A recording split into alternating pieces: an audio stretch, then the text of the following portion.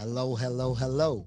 Welcome to episode number 38 of Lead to Greatness, where we believe in helping others reach their greatest potential, and together we can change the world. Today on Lead to Greatness, we have Gian Power. Gian is the founder and CEO of TLC Lions, which use the power of storytelling to transform workplaces globally. Recently featured in Forbes, Business Insider. On today's podcast, Jen talks about a major tragedy in his life when his father was murdered on a business trip. And Jen was able to turn tragedy into empathy into a successful business. Please help me welcome Gian Power with Empathetic Leadership.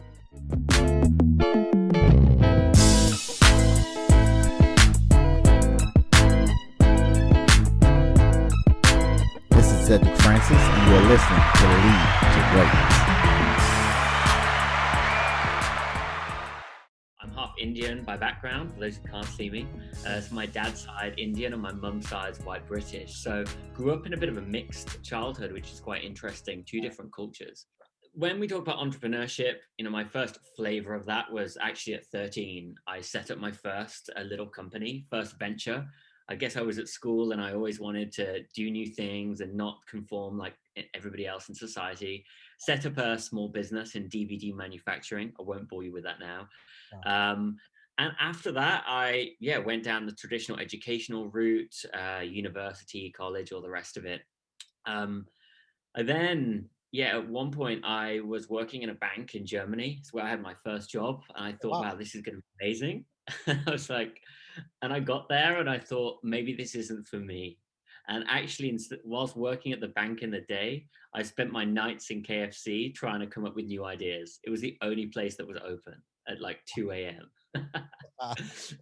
um, and after that, I kind of was still toying with new ideas and things like that. I eventually went and worked at PwC, PricewaterhouseCoopers in London. I decided to go and work in restructuring. I thought, wouldn't it be cool? I mean, people will say you are not cool, Kian, but I thought it'd be cool to go and work and understand, why do businesses fail? How do you turn them around? And maybe learn from error.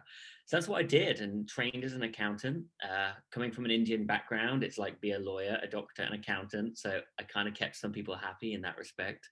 And that's what I did. Now, when I was there, and I'm sure we'll come on to in a moment when we talk about my why and what I do today, there was a pretty life-changing experience that occurred and took me on a very different journey. And suddenly I shifted from working in finance to actually going on a new path and launching TLC Lions. Lion is my middle name, and that's where it's come from. And today my work is all around empathy and storytelling and igniting emotion in the corporate world and in corporate America. So that's me. Aside from that, I also an ambassador for the Missing People charity. Oh, wow. People go That's awesome. missing Awesome. a lot. Awesome. Yeah, so I Awesome. support. It's a bit about me. Yeah. Wow, that is awesome. I want to back a little bit because you said something and you mentioned when you were 13 years old, you started your first business. You wanted to do something different. It's like always thinking outside the box. Let me ask you this question. I mean, elementary or school, the structure of school, how much trouble did you get in? Well, it's funny actually because my parents would never loan me any money. So when I said I needed a machine, they were like, "Nah, you do it yourself." So the first thing I did, I went to the headmaster in charge of the school or the principal, and I knocked his door and I was like, "Hey, it's me, this kid." He's like, "What do you want?" I said, £967. He was like, "Shut up." I said, "I need a machine. I promise it will be good publicity for the school." And so I tried to just, as much as I was against the grain, I guess I was like teacher's pet. I've always learned how to keep people on side. Wow, that's pretty man. That is really awesome because here it is. You're thinking outside the box, and then all the authority figures you have in your life, instead of them despising you, they actually like you, man. So I mean, that's really interesting. From that long and I mean, I don't know if it happened on, intentionally by accident, but that is so impressive to have a different type of mindset and still being able to influence people at the age of 13. Man, that is so awesome, man. That's really amazing. It's I sound like I've got everybody on side. I think my parents will probably be like, I'm a nightmare. I totally agree. I think all of our parents would feel the same way about us. So you mentioned your company TLC Lion. What is let's talk a little bit about that. What was your journey with that? How did that get started? Yeah, so I suppose going a little bit deeper here then is that I was working in finance, working in London, and life was good. Honestly, my girlfriend, my family at the time, it couldn't have been better. And in May 2015, my dad, who, to be honest, is my absolute role model, I'm sure many people might feel like that, or some of them don't, but he taught me a lot of things in my life, especially around business, always worked for himself, and we were incredibly close. And it was the 8th of May 2015. I was at work, a normal day, and my dad said, I need to go overseas for work. And I thought, well, this is a little bit last minute. He was going to fly that evening. But I thought, hey, dad, call me from the airport. And that evening he did, and he flew to India. Again, I'm half Indian, so it wasn't too random him going there. But again, a few days passed, Cedric, and I was just in the office and didn't hear from my dad.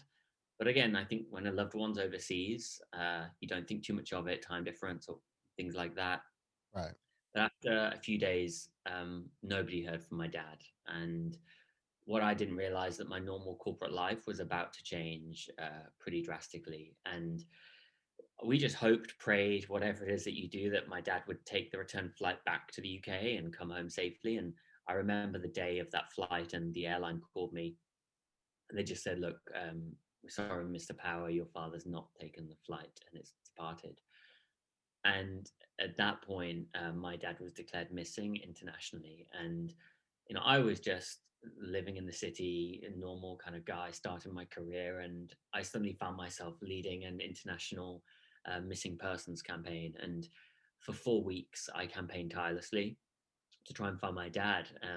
At the end of the 4 weeks, BBC Worldwide News here in the UK said, "We'll come in the studio. We're going to put this all around the world and try and help you find him." And Oh, I remember that evening vividly because my sister and I went to bed, and the next morning we were due to go to the news, but we got a phone call from India, and they said, "Are you the kids of Ranjit Singh Power, my dad?" And we were like, "Yeah, have you found him?" And they told us that he'd been murdered in the northern region of India, and a wow. body had been found. And just, I mean, I was just, normal guy working in the city trying to get my career on the ground. And suddenly it was an international murder investigation that still goes on today.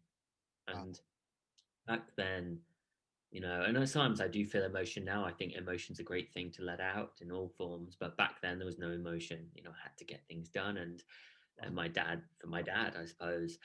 And as time went on, I coming around to what I do today is, back then I took 3 months out to lead the investigation, and I came back to work. And when I came back to work, people know me, I'm high energy, I'm positive, I'll keep on going. But when I came back to work, a colleague of mine who I joined the firm with, he jumped from our building um, and ended his life. Wow. And I just thought, what is going on in the corporate world where people are coming in and we're wearing a mask and we don't know what's going on behind closed doors. We Right. don't allow people to feel what they feel. Yeah. And I, after I suppose a few years, a lot of people started sharing stories with me in the workplace, leaders, senior people saying, "Did you know I went through this, Gian?" And I was kind of like go-to person. Wow. And I thought, this isn't just here, this is all around the world. Whether we look in New York to LA to Houston to London, the corporate world, there's stories there. And I refuse to stand by and let people struggle in silence. And so I left, and I'll be honest, it was a huge risk. I had no money. Um, and I launched TLC Lions, and Lion is mine and my dad's middle name in the work we do today. So yeah, happy to share more about that. But that's kind of the journey to TLC Lions. Wow, man, man, sorry to hear about that. I can just imagine the tragedy and experience something like that, getting a phone call and expecting your dad to return home and never never is going to return. So, man, I know this is definitely tragic time in your life. Even thinking through things, and I mean, you said something. You talked about I know you kind of went a little forward with the storytelling on the job when the guy jumped from the building. And I just kind of want to back up a little bit and just kind of ask you this question. So, at what point did you begin to share the story of your dad with people?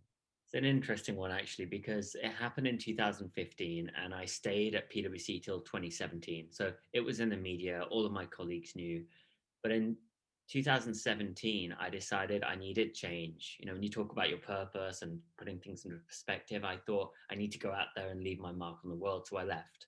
And I joined an entrepreneur program in London where you join for 12 months and nobody knew me. And I thought, hey, Gian, fresh start, Mm. right? Because it was taking so much energy. And I remember being in there. And it's funny being on a podcast today, actually, with you. The first thing they said to us was, as entrepreneurs, you know, you're all going to go into different industries. And they said, we recommend whatever industry you want to go into, fashion, beauty, cars, manufacturing, set up a blog or a podcast and get to know the experts in your space. Mm. And I thought, Cedric, I sat there thinking, I've never had like a passion for anything in particular. I've never been driven by one particular area. Right. And then they said, oh, by the way, the best podcasts are about personal experiences. Mm. And I sat there thinking, wow, well, I've got a bit of that, but nobody in the room knows about that. And I've kind of closed that for now. Right. Um, but that night I went to bed and I woke up and I thought, I've got to do it. I've got to share the story with the world because by me sharing my story will evoke more stories and Yeah. create the ripple effect. And so I did. And the first time I shared publicly was 2018 in a newspaper interview and then at a PwC event. I felt pretty safe to do so. And I thought, let's do it. So what did that do for you, and what did it do for others? To be honest, the first time I shared my story, I'll backtrack because it's not all easy. I sat in tears, I'll be honest, when I wrote my story out. I thought, how am I going to share it? And I was like, wow, this is bringing a lot up. Yeah. But after I've done that, it kind of felt therapeutic for myself. You know, Mm. I kind of structured all of this stuff in my mind on a page and it kind of had a formula. And I thought, this is really helpful for me. And by sharing my story, again, it made me realize firstly, you're not alone. Mm. And people might listen thinking, wow, this guy's story is unique. It's murder. That's very different. It's tragedy. Honestly, I've had since sharing my story, I'd say every week or two, I get somebody messaging me who's lost a family to murder. Wow. And they will be corporate people, city people, you know. And so firstly for me it kind of has helped realize that it's normal, we all have a story and it's okay. I guess what it's done for other people, I hope, is it evokes empathy, you know, it makes people realize that, you know, what it's like to be in somebody else's shoes by sharing a story. But also it just creates this, you know, psychological safety we talk about. It creates that circle of trust where oh hey, he shared, I'm going to share too. And in doing that we can change and save lives. The truth of the matter is, I mean, most people don't want to share any tragic in their lives. I mean, some of the things, it's like the dark room we want to stay away from. But I mean, I'm listening to you and I see a tragic situation that happened in your life, a dark place in your life, but that place didn't hold you captive. So I want to, just kind of ask you this question. Why is empathy so powerful? Princeton University is a great example doing work around this. Uh, And stories are shown to evoke help seeking behaviors, i.e., what that means is that if I'm sharing a story today, or if I hear somebody else's story today, it might be a week, a month, 5, 10 years until I'm in a similar situation. But the mind can go back to the day you heard that story and think about how that person got out of that situation and act upon it. uh, And so that's why I always say storytelling can change and save lives. uh, So I find it very powerful. And in particular, I'm going to bring this back a little bit. Just when we look at corporate America, for example, we've all got that vision of the corporate world, of Wall Street or the rest of New York, or wherever it might be. And when we talk about empathy, I just find the world is amazing when we get to know what it's like for somebody else just for a second. yeah, And I was at a law firm, American law firm, and I shared my story for like the younger population, the graduates coming out of college. And this guy came over, smart as a carrot, kind of walked over in his glasses and his suit and tie. And I could tell he's a bit quiet. And I was like, you okay? I get it out of him. And he shared with me that he'd been to Oxford University and nobody knew that each throughout the year he had accommodation as a student does, but in the summer when everyone went home, he was homeless. He Wow. didn't know his father. His mum had mental health issues, and he used to sleep in the toilets of the university library. Wow. And I met him afterwards, and he started sharing it and writing a blog. And I just thought, yeah, those moments really stick out when we talk about. I hope that they got freedom. Yeah. Wow, man, that's so amazing. And this is so awesome how you're using storytelling and empathy into, the business. So let me ask you this question. How did you convert your passion into a business? Yeah, it's an interesting one. And so the first thing is the reason I set it up as a business is because I left with nothing. And when I say nothing, I had about £500, what, $700, $800, which doesn't cover rent in London. Yeah. And I remember thinking, right, I need to come up with a plan. Now, the initial idea for what we do of sharing stories was a podcast. And Mm, so I was going to interview amazing businessmen and women around the world to share their stories. Now, at the same time in October, Deloitte came up with a report around mental health in the workplace. And I, being me, read the report, emailed the author, said, will you meet me, met for coffee. And this amazing woman, Elizabeth Hampson, said, look, this needs to be bigger. And people kept saying to me, this needs to be bigger. You should turn this into something more in person events. yeah. And so it just kind of just started turning. I just went with the flow and I thought, hey, well, let me take the people who are going to be on my podcast and bring them together. And we can work with big corporate companies who need support. And it kind of evolved into, as you say, taking my passion into the business world. And it's kind of worked like that. And this is our third year now, and the team is growing, who I adore dearly, and they work very hard. So that's kind of how it started. To be honest, there's one particular moment, I think, when people say the penny drops or when you have that awakening. Mhm. And it was a day where I remember I was at PwC, again, suit and ties back on, and I went out for a corporate dinner with my team. Now, this was in an Indian restaurant, and next to the restaurant was a little coffee shop. And outside the coffee shop, there was always a guy who was homeless. Wow. And day in, day out, busy, busy London, you'd walk past this guy, and everyone's too busy to stop. And I, however, during that week had been stopping every day. Yeah. Just, I sit down in my suit, again, don't like to conform. I'd sit on the busy street and just chat to him, say, hey, what's up? How you doing? Not about giving money, it's about giving time. Yeah. And that evening, I was in the Indian restaurant with my team, about 12 of them. And it's a random story, but there's about £20 too much left over when we paid the bill.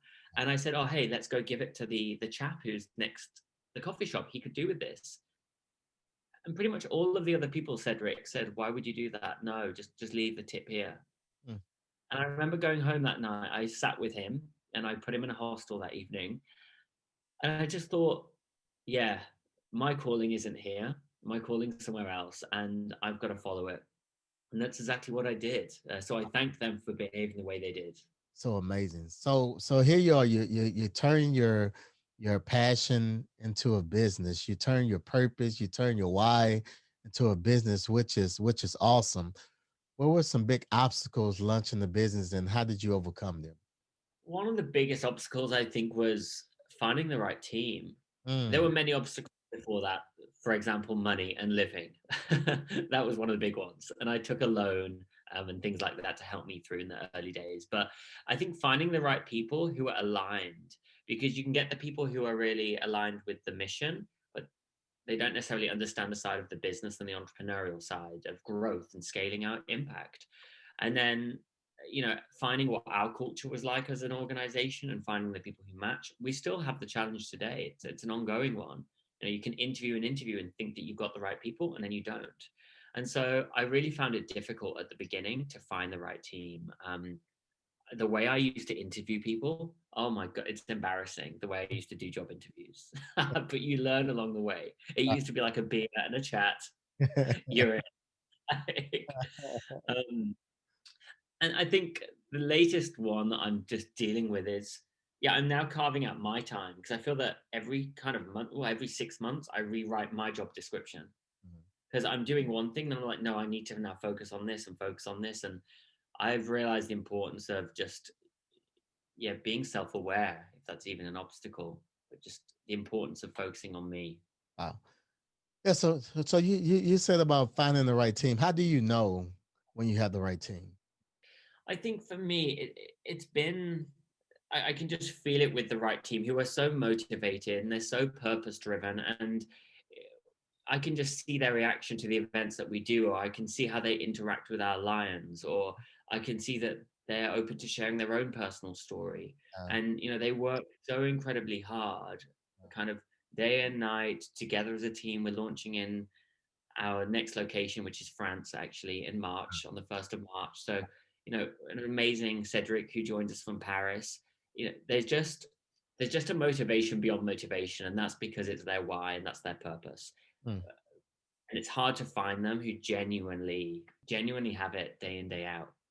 Do you ever give a person a chance to be on the team, but there's red flags that they shouldn't be on it? you know, I think in the early days, all the time, and I've learned more than anything, I think the best lesson is to trust my gut, go with my instinct, and it's always right. And even those times when convince ourselves, I'm like, nah, it'll be okay. It all looks good on paper. And yeah, I've realized now not to ever do that. So yeah, it's absolutely happened, and I have to just tell myself, like, if the flag comes up, it's a no, Yeah. because it's going to cause you more crap later on. Wow, that's a knowledge bomb. Yeah.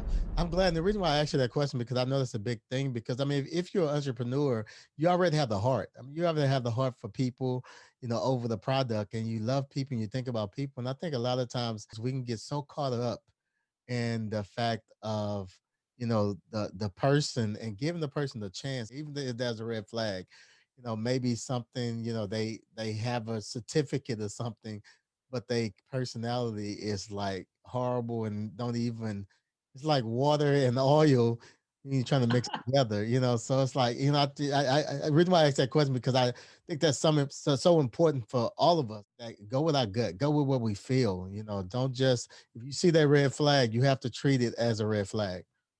So what do you do when you found the wrong player on the team? I'm going to be really open because this happens. This is real life, right? Entrepreneurship. I've had to have one of those conversations yesterday. Okay. Okay, I've had to let somebody go. It's not something I enjoy doing. It's not good for the business. It's not good for me. It's not good for them. But what I try to do is, if I find that they're not the right player, I have to say, why? Is it a performance issue? Is it the way that I'm leading them? I always point the finger at myself first, Gotcha. always, and assess me. And I will then have a conversation with them to talk about this. Now, how do they feel? And I think before I jump to conclusions, say this, is there something deeper that I should know about, before I just look at performance? Have a conversation. I try to understand why performance might have dipped or why it's not a match. Give them their points that I think that we need to do.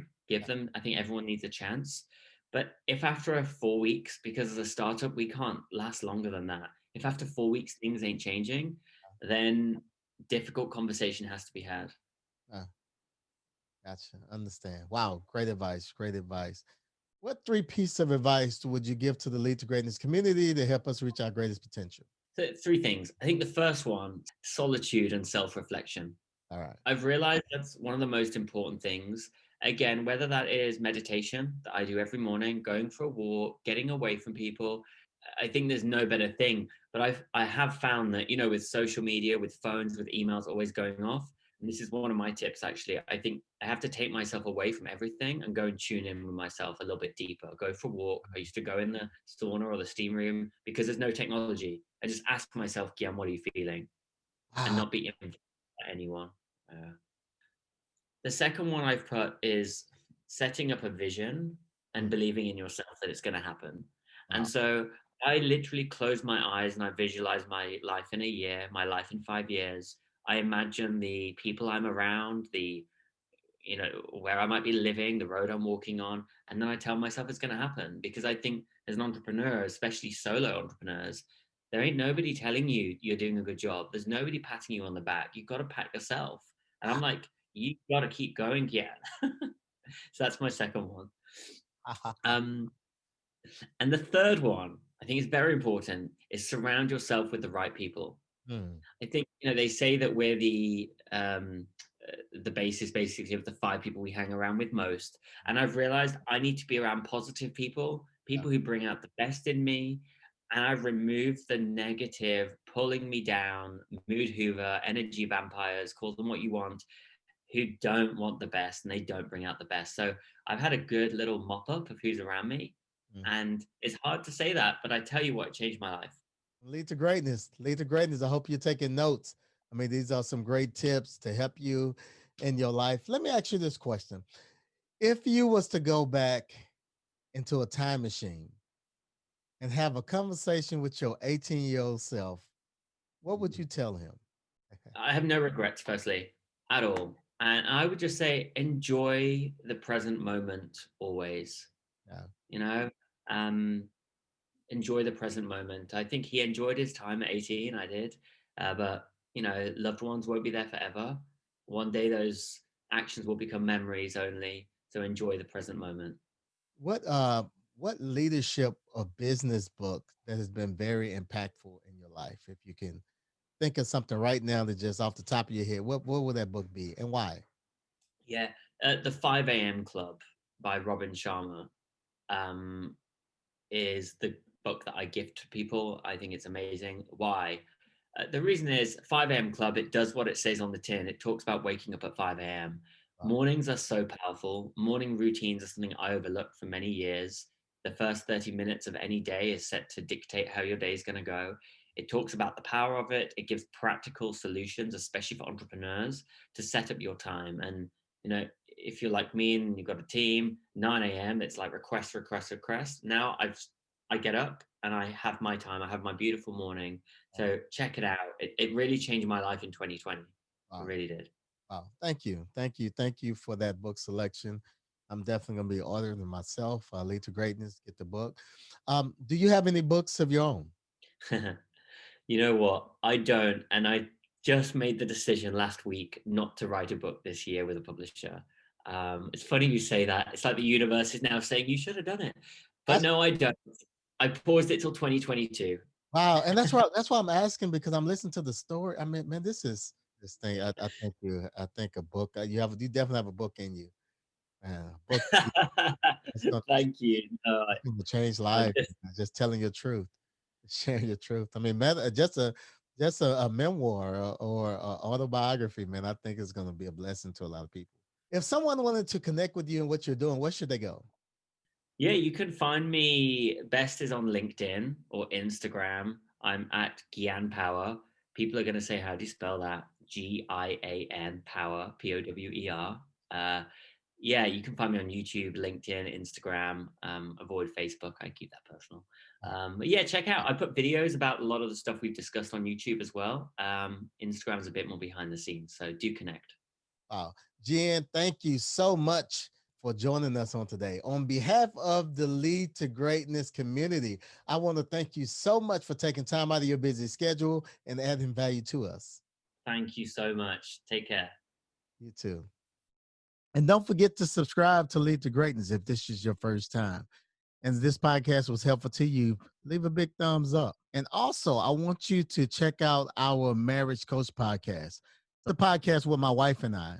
If you're on iTunes, please rate this podcast and leave a review and help get the word out. Again, thank you, Lead to Greatness Nation, for joining us on today. Looking forward to seeing you again on next week. Till then, remember, if you help others reach their greatest potential, together we can change the world. Peace. We out.